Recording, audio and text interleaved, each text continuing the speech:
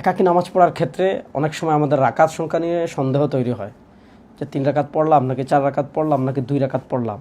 দেখেন, জামাতে যদি ইমাম সাহেবের সন্দেহ তৈরি হয়, তিনি রাকাত সংখ্যা ভুল করলেও মুক্তাদিরা লোকমা দেওয়ার অপশন থাকে, মুক্তাদির লোকমা অনুযায়ী তিনি নামাজ শুদ্ধ করতে পারেন। কিন্তু একাকী নামাজ পড়লে তো মুক্তাদিও নাই, লোকমা দেওয়ার কোনো সুরতও নাই। এক্ষেত্রে আমি কি করব? এক্ষেত্রে আমরা যেটা করব যে আমাদের প্রবল ধারণা যেই কোনো রাকাতের সংখ্যার ব্যাপারে যদি থাকে, তাহলে প্রবল ধারণা অনুযায়ী নামাজ শেষ করে ফেলবো। এক্ষেত্রে আলাদা কিছুই করা লাগবে না।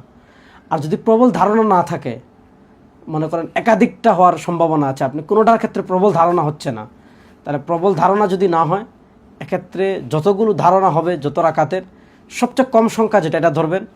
যেমন আপনার 3 রাকাত নিয়েও কনফিউজ হচ্ছে যে 3 রাকাত পড়লাম নাকি 4 রাকাত পড়লাম, আপনি 3 রাকাত ধরবেন।